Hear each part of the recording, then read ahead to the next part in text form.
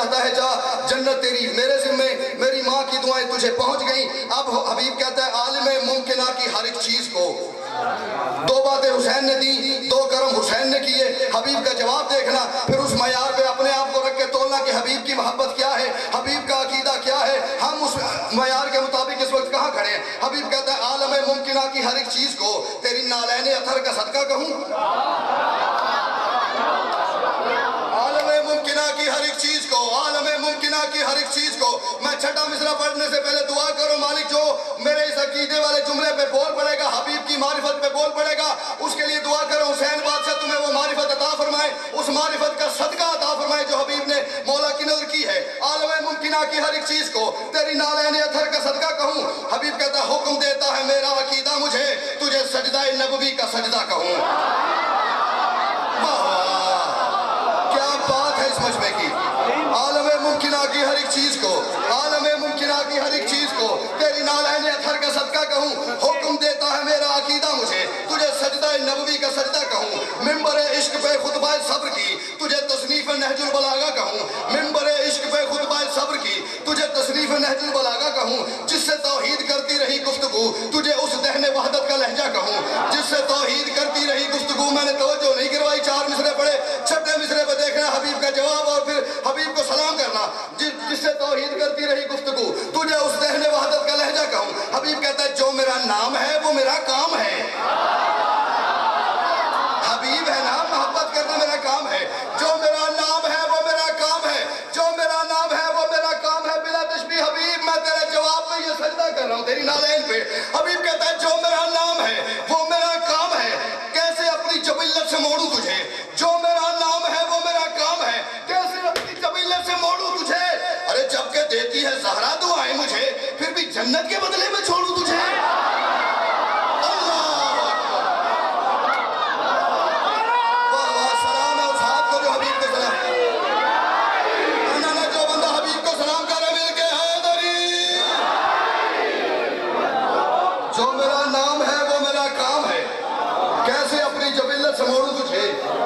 جب کہ دیتی ہے زہرا دعائیں مجھے پھر بھی جنت کے بدلے میں چھوڑوں تجھے۔ اب آگے سے بات کر رہا ہوں میں۔ قلب شفیر جب مطمئن ہو گیا، حبیب نے کہا مولا میں نہیں جاتا، حسین مطمئن ہو گئے۔ قلب شفیر جب مطمئن ہو گیا، شاہ کہنے لگے اپنے مختار سے، اور بڑا آسان ہے آج یہاں ممبر پہ کھڑا ہو کے میں کہوں میں حسین کا ذاکر، میں حسین کا معتوی، میں حسین کا عزادار، میں حسین کا محب، میں حسین کا عاشق۔ مزہ تو جب ہے کہ قیامت کے میدان میں ہم سارے اٹھ کے کھڑے ہوں، ادھر سے حسین جبریل کو بھیج کے گئے وہ میرا آ رہا ہے اسے لے کے آؤ۔ اس معیار پہ زندگی گزارنی ہے۔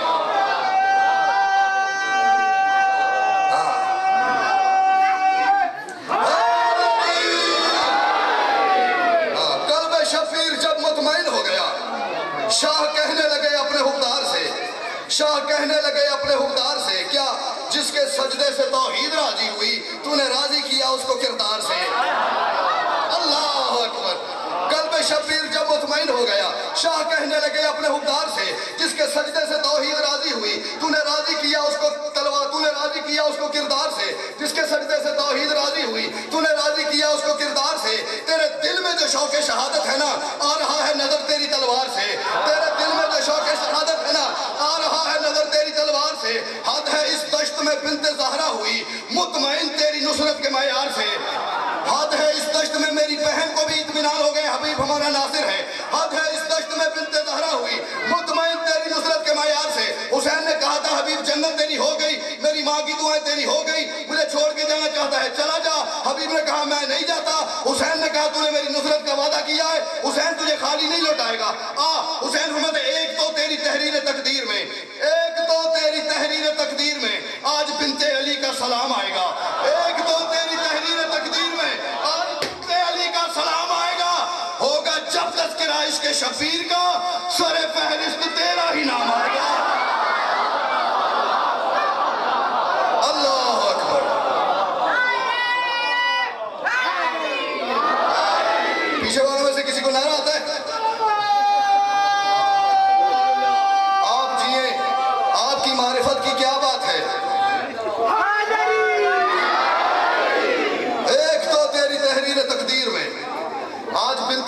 सलाम आएगा, होगा जब तज़किरा इश्क़ शबीर का, सरे फहरिस्त तेरा ही नाम आएगा, सरे फहरिस्त तेरा ही नाम आएगा। अब दिन चढ़ गया 10 मुहर्रम का, हबीब ने हुसैन को मुतमईन कर दिया, हुसैन हबीब से मुतमईन हो गए। अब जंग के मैदान में जाना है और सरकार की गुफ्तगू देखनी है। अब ये जहन में रहे, भूख है, प्यास है, गर्मी की शिद्दत है, माहौल में गर्मी नहीं, माहौल में आग है। अब हबीब ने उस माहौल में जो बात की है, हबीब कहता मेरे जज्बात उल्फत से वाकिफ है तू, मेरे जज्बात उल्फत से वाकिफ है तू, इसने जंग दे ना मासूम ज़ादे मुझे, मेरे जज्बात उल्फत से वाकिफ है तू, मेरे जज्बात उल्फत से वाकिफ है मेरे हबीब मौला, मैं तुझे सलाम कर रहा हूँ, मेरे जज्बात उल्फत से वाकिफ है तू, इसने जंग दे ना मासूम ज़ादे मुझे। हबीब कहता है सुनता हूँ सोच तेरी कनीजी में है, आज बतला दे इनके इरादे मुझे, सोच तेरी कनीजी में है, सोच तेरी कनीजी में है, मेरे जज्बात उल्फत से वाकिफ है तू। हुसैन ने कहा हबीब बुजुर्ग हो, जुमला खोलना नहीं, मैंने देखना मेरे बुजुर्ग कौन किस हद तक इस मजमे में ज़हनी तौर पे हाजिर बैठे हैं। उसने कहा मौला मुझे जंग की इजाज़त दे, मुझे ये सामने ये 9 लाख का लश्कर है, इनके जहन में जो इरादे हैं, जो मंसूबे हैं, वो मुझे आप बता दें। हुसैन ने हबीब को कहा हबीब पता है बुजुर्ग हो चुके हो और बूढ़े पे जिहाद साकित होता है, बूढ़े पे जिहाद साकित होता है, बूढ़ा जिहाद नहीं कर सकता। अब हबीब ने क्या बात की है, फरमाते हैं सुनता हूँ सोच तेरी कनीजी में है, सुनता हूँ सोच तेरी कनीजी में है, आज बतला दे इनके इरादे मुझे। हुसैन ने कहा हबीब बूढ़े हो चुके हो, हबीब कहता तू उलिल अम्र है, अपने एजाज से जंग करने के काबिल बना दे मुझे, वो तो कर सकता है सब कुछ, क्या मेरे जज्बात उल्फत से वाकिफ है तू, आपके सुनने की क्या बात है, मेरे जज्बात उल्फत से वाकिफ है तू। हबीब को यकीन है अगर हुसैन ने मुझे जंग करने के काबिल बना दिया फिर नतीजा क्या होगा, वो उसने चौथे मिसरे में मैं पढ़ रहा हूँ। हबीब कहता मेरे जज्बात उल्फत से वाकिफ है तू, इसने जंग दे ना मासूम ज़ादे मुझे, इसने जंग दे ना मासूम ज़ादे मुझे, सुनता हूँ सोच तेरी कनीजी में है, आज बतला दे इनके इरादे मुझे, तू उलिल अम्र है, अपने एजाज से जंग करने के काबिल बना दे मुझे। हबीब कहता है इन पे कहार का कहर बन के पढ़ूं, बिनते ज़हरा से कहना दुआ दे मुझे, सुभान अल्लाह। क्या बात है इस हलाली इज्तिमा की, क्या बात है आपके सुनने की, क्या बात है आपके अकीदों की।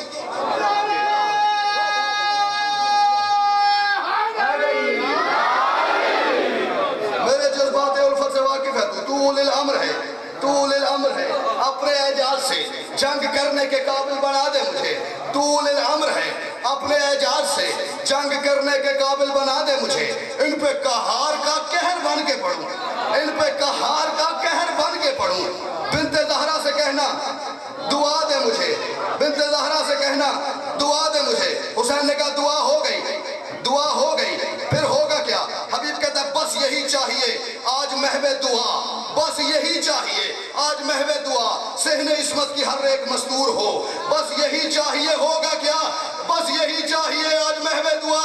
मैं वो बंदा देखूंगा जो कहता है मैं जिक्र सुनने और मेरी जुबान बोलती नहीं। हबीब कहता है बस यही चाहिए आज महवे दुआ, सहने इस्मत की हर एक मस्तूर हो, देखना ऐसा हमला करूंगा कि फिर दाद देने पे गाजी भी मजबूर हो। अल्लाह जियो जियो, क्या एतमाद है हुसैन पे हबीब का।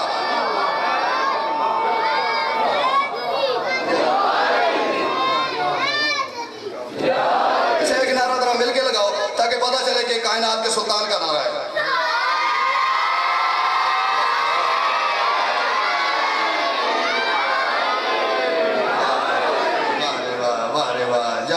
तुझे बच्चों की इस नारे पर कुर्बान कर दूं। ऐसा नाम राज है ना ये मौलवी, मेरे यहाँ से नीचे नहीं उतरा है। मैं पहले भी मलिक साहब 36,000 दफा ये बात गुंबर से कर चुका हूँ और आज फिर से ये कह रहा हूँ कि पूरी कायनात में हर मौलवी साहब को मैं ये एक चैलेंज कर रहा हूँ, एक दावत दे रहा हूँ, एक पैगाम दे रहा हूँ। पूरी कायनात में मेरी तरफ से खुली छुट्टी है, पूरी कायनात में हर आलम वाले घर के, जिस घर की छत पे अलम लगा हुआ उस घर के दरवाजे पे दस्तक दे के देखो, उस घर में अगर कोई इतना बच्चा है जो अभी तक माँ की आगोश में है, हर आलम वाले घर में जिस बच्चे को अभी तक बाप का नाम नहीं आता ना उसे भी अली का नाम आता है। ये हलाली माओ की तरबियत है, जिन्होंने हलाल के पैदा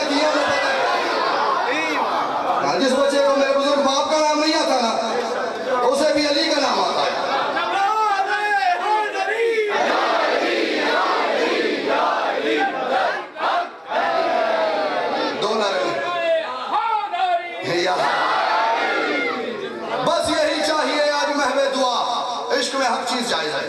جہاں شریعت ختم ہو جاتی ہے وہاں سے آگے سے عشق شروع ہو جاتا ہے. بس یہی چاہیے آج محو دعا. ورنہ شریعت میں تو بیٹے کو ذبح کرنا حرام ہے. بس یہی چاہیے عشق میں جائز ہے. بس یہی چاہیے آج محو دعا. ذہن عصمت کی ہر ایک مستور ہو. دیکھنا ایسا حملہ کروں گا کہ پھر داد دینے پہ غازی بھی مجبور ہو. داد دینے پہ غازی بھی مجبور ہو. مصرے میں وہ پڑھنے جا رہا ہوں سید جن کے لیے نظم کہی. یہ مصرے نہ ہوتے تو شاید یہ پوری نظم ہی نہ ہوتی. بس حبیب حسین کے قدموں کا بوسہ لے کے میدان میں گئے. دست نصرت میں جب تیغ چلنے لگی, دست نصرت میں جب تیغ چلنے لگی, دست نصرت میں جب تیغ چلنے لگی, طائر ظلم کے بالوں پر کٹ گئے.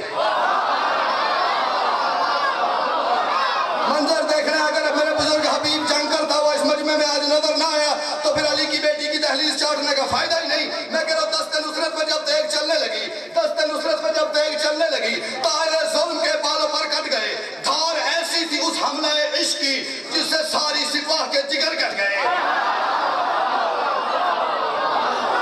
دست نصرت میں جب تیغ چلنے لگی, دست نصرت. مجھے ملک صاحب نے پہلے دن کہا تھا 11 سال یہاں 13 سال لوگوں نے شاعر سنا ہے, میں دیکھوں گا کون بندہ کس حد تک شاعری سے پیار کرتا ہے. دست نصرت میں جب تیغ چلنے لگی, طائر ظلم کے بالوں پر کٹ گئے. دھار ایسی تھی اس حملہ عشق کی جس سے ساری سپاہ کے جگر کٹ گئے. اس کے حملے سے ایک دو کا کیا تذکرہ, اس کے حملے سے ایک دو کا کیا تذکرہ. لشکر شام کے گھر کٹ گئے. لشکر شام کے گھر کٹ گئے. مجھے منظر دکھانا ہے. اس کے حملے سے ایک دو کا کیا تذکرہ. لشکر شام کے گھر کٹ گئے. نیام میں تیغ رکھنے کا سوچا ہی تھا, رکھتے رکھتے بھی کتنوں کے سر کٹ گئے. کیا بات ہے.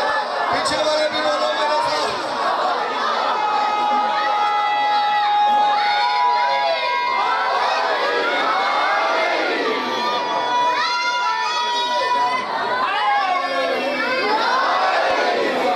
واہ رے واہ, کیا بات ہے. طائر ظلم کے بالوں پر کٹ گئے. دھار ایسی تھی اس حملہ عشق کی جس سے ساری سپاہ کے جگر کٹ گئے. اس کے حملے سے ایک دو کا کیا تذکرہ. لشکر شام کے گھر کٹ گئے. گھر کے گھر کٹ گئے. گھر کے گھر کٹ گئے. اللہ اکبر. نیام میں تیغ رکھنے کا سوچا ہی تھا, رکھتے رکھتے بھی کتنوں کے, رکھتے رکھتے بھی کتنوں کے سر کٹ گئے. اور اس کی تیغ ایسے شعلے اگلتی رہی, اس کی تیغ ایسے شعلے اگلتی رہی جن میں اجسام لشکر سلگتے رہے. ایک بات ذہن میں رکھنا, میں نہ شہزادہ اکبر کی جنگ پڑھ رہا ہوں, نہ سکی عباس کی جنگ پڑھ رہا ہوں, نہ حسین بادشاہ کی جنگ پڑھ رہا ہوں, نہ شہزادہ قاسم کی جنگ پڑھ رہا ہوں, نہ اولو محمد کی جنگ پڑھ رہا ہوں. میں کسی بنی ہاشم کے جوان کی جنگ نہیں پڑھ رہا. میں اس بندے کی, اس سپاہی کی جنگ پڑھ رہا ہوں جس نے کیا کیا ہے. صرف حسین نے خط لکھا ہے اور اس نے حسین کی نصرت کے لیے سوچا نہیں, آ گیا ہے. حسین کی نائن کا بوسہ دے کے میدان میں جنگ کرنے چلا گیا ہے. حسین نے اس کو دیا کیا ہے, نیام میں تیغ رکھنے کا سوچا ہی تھا. مصرع دیکھنا ہے ملک صاحب, پھر دعا کر دینا بیٹے کو. نیام میں تیغ رکھنے کا سوچا ہی تھا, رکھتے رکھتے بھی کتنوں کے سر کٹ گئے. ایسا حملہ کیا حبیب نے, اس کی تیغ ایسے شعلے اگلتی رہی, اس کی تیغ ایسے شعلے اگلتی رہی جن میں اجسام لشکر سلگتے رہے. ظاہری جسم کے زخم تو ایک طرف, ان کی روحوں پہ بھی زخم لگتے رہے. عباس نہیں ہے, علی کی جنگ نہیں ہے. ظاہری جسم کے زخم تو ایک طرف, ان کی روحوں پہ بھی زخم لگتے رہے. ظاہری جسم کے زخم تو ایک طرف, ان کی روحوں پہ بھی زخم لگتے رہے. اور جو ہی بوڑھے مجاہد نے حملہ کیا, توجہ میری طرف, بس میں اختتامی گفتگو کر رہا ہوں. جو ہی بوڑھے مجاہد نے حملہ کیا, ساکنان عدن داد دیتے رہے. حبیب نے حملہ کیا کربلا کی ریت پہ, کربلا کے صحرا میں. جنت کے باسی اوپر سے کہہ رہے ہیں, واہ حبیب تیری کیا بات ہے, واہ حبیب تیری تلوار چلانے کی کیا بات ہے. میں چوتھا مصرع پڑھوں گا. مجھے ملک صاحب وہ بندہ بتانا جو کہتا ہے میں شاعری بھی سن لیتا اور میرا بولنے پہ دل نہیں آیا. جو ہی بوڑھے مجاہد نے حملہ کیا, ساکنان عدن داد دیتے رہے. تیغ کرتی رہی موت سے گفتگو اور رب سخن داد دیتے رہے. تیغ کرتی رہی موت سے گفتگو اور رب سخن داد دیتے رہے. اس کی تیغ اتنی ہموار چلتی رہی, کٹنے والے بدن داد دیتے رہے. اچھا تو چپ کر گئے, آپ کا استخارہ نہیں آیا, سوچ کے نہیں بولنا. چوتھا مصرع جس کے لیے میں نے پوری محنت کی ہے, میں کہہ رہا جو ہی بوڑھے مجاہد نے حملہ کیا, ساکنان عدن داد دیتے رہے. طے کرتی رہی موت سے گفتگو اور رب سخندات دیتے رہے، اس کی تیغ اتنی ہموار چلتی رہی. کیا بات ہے حبیب تیری اور آل محمد کی کریمی کی بھی کیا بات ہے. اپنے ناصر کو کیا عذر دیا انہوں نے، اور اس کی تیغ اتنی ہموار چلتی رہی، اس کی تیغ اتنی ہموار چلتی رہی. کٹنے والے بدن داد دیتے رہے، اس کے حملے سند یافتہ ہو گئے کیونکہ خیبر شکن داد دیتے رہے.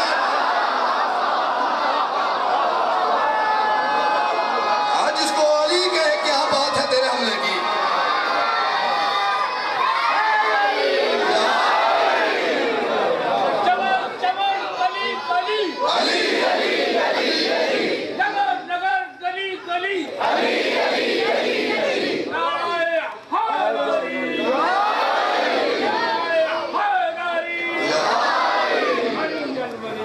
جو ہی بوڑھے مجاہد نے حملہ کیا، ساکنان عدن داد دیتے رہے، تیغ کرتی رہی موت سے گفتگو اور رب سخن داد دیتے رہے.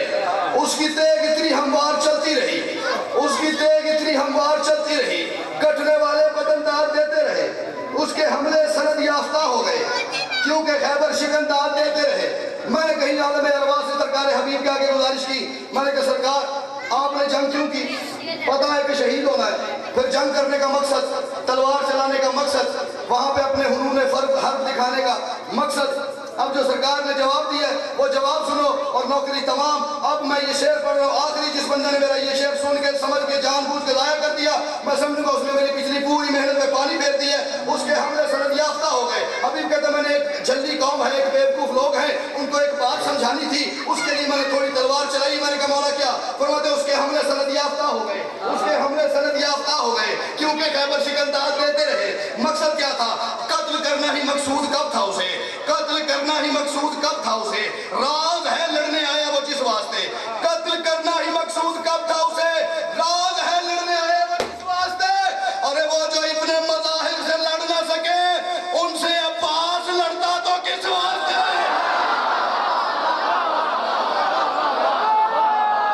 اللہ اکبر. جیو جیو.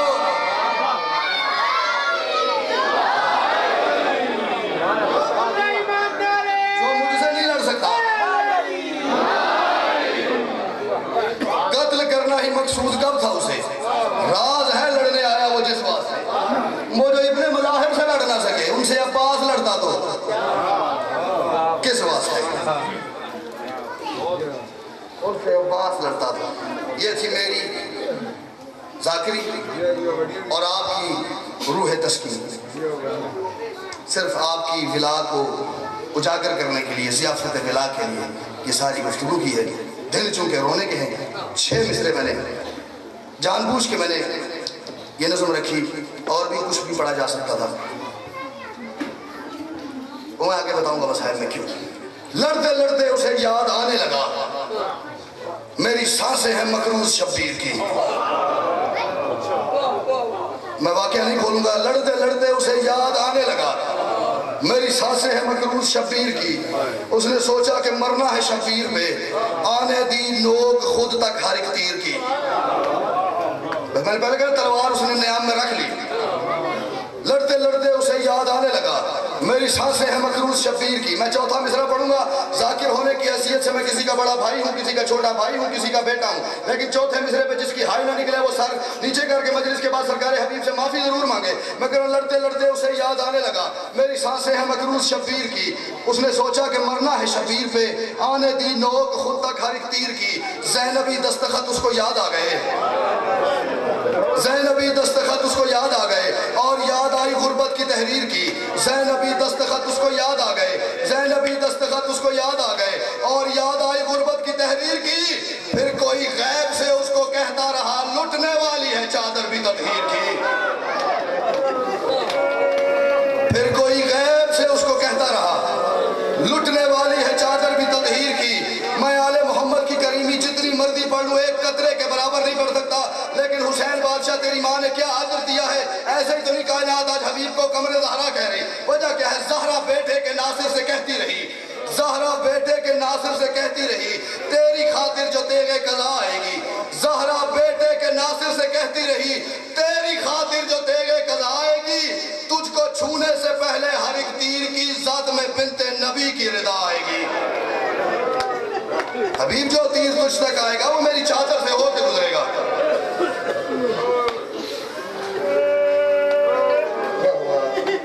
مولا آپ سب پہ راضی ہوں, آپ تمام کی جتنی مشکلات پریشانی ہیں وہ دور فرمائیں. مولا اس عزاداری کو سدا شاد و آباد رکھے. مولا بانیان کی توفیقات میں اضافہ فرمائیں. دعا کرو کوئی امیر اجڑ نہ جائے. پیچھے والوں آپ کی توجہ مجھے زیادہ چاہیے. میں نے کہا دعا کرو کہ کوئی امیر اجڑ نہ جائے, اور اگر خدا نہ خواستہ اجڑ جائے تو اجڑے وقت میں اسے کوئی واقف نہ مل جائے. بڑا مشکل ہوتا ہے. کوئی اجڑ نہ جائے امیر, اور اگر اجڑ جائے تو میرے بزرگ دعا کرو اسے کوئی اس مشکل وقت میں واقف نہ مل جائے. مولا آپ سب کی اولاد شاد و آباد رکھے, ان کو لمبی زندگی عطا فرمائے. کسی کا جوان بیٹا مر جائے نا, اللہ نہ کرے, 10 سال بعد بھی اگر کوئی واقف ملے تو بندے کا زخم تازہ ہو جاتا ہے. ہوتا ہی تو زندگی کے مشاہدے کی میں بات کر رہا ہوں. 10 سال بعد بھی ملک صاحب کو واقف مل جائے نا تو بندے کے اندر کا زخم جو ہے وہ تازہ ہو کے آنسوں کے رستے باہر آ جاتا ہے. بڑی مشکل ہوتی تھی علی کی بیٹیوں کو بازار میں اس وقت جب رستے میں مریدوں کے گھر آتے تھے. میں نے کسی وجہ سے سید حبیب کا ذکر کیا, میں نے پہلے کہا, مجھے سمجھ ہی نہیں آ رہی میں بات شروع کیسے کروں. بڑی پریشان ہوتی تھی علی کی بیٹیاں کہ جب رستے میں مریدوں کے گھر آتے تھے, بس ایک منزل دکھانی ہے, ایک منظر دکھانا ہے, اور اسی پہ میں نوکری چھوڑ دوں گا. بازار میں ایک کوفہ کے بازار میں بزرگ ایک وقت ملک صاحب ایسا آیا کہ جب میری علی کی بیٹی مرشد زادی نے محسوس کیا کہ میرے بیٹے کی آنکھوں سے آنسوں کی رفتار زیادہ ہو گئی, بی بی نے محمل پہ بیٹھے بیٹھے پوچھا, اب یہ میری مجبوری ہے اسے محمل کہنا,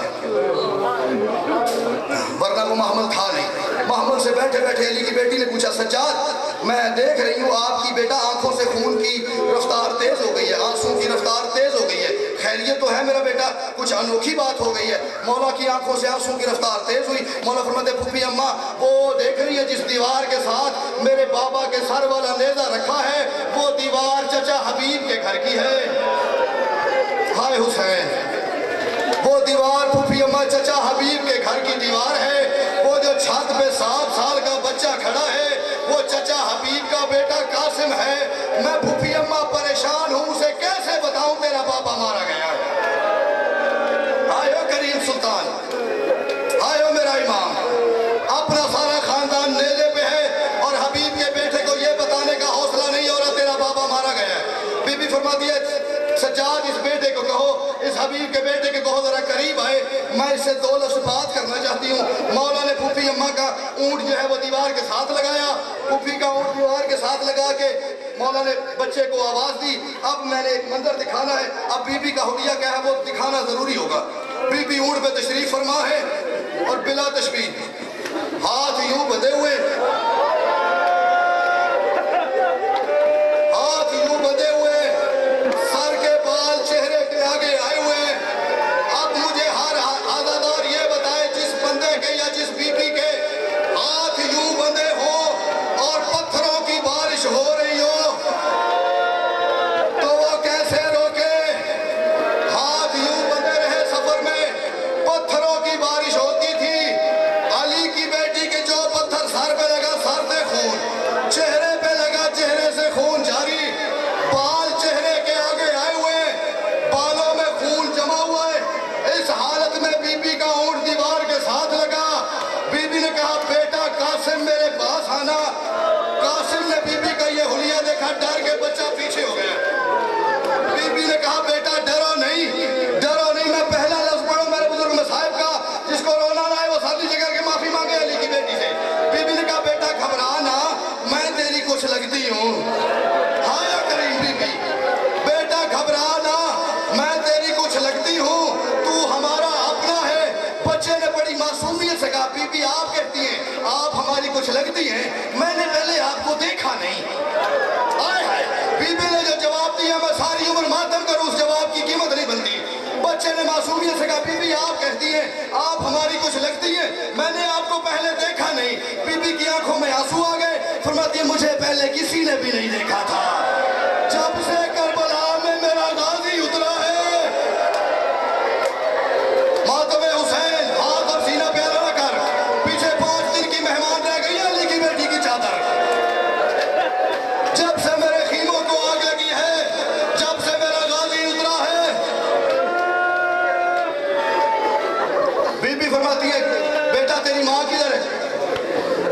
تیری ماں کہاں ہے؟ کہتا ہے میری ماں ذہن میں بیٹھی قرآن پڑھ رہی ہے۔ بی بی کہتی ہے جا اسے جا کے کہہ بازار میں کچھ کہتی آئے ہیں، وہ تجھے چند لمحوں کے لیے چھت پہ بلا رہے ہیں، میں تیری ماں سے 2 لمحے بات کرنا چاہتی ہوں۔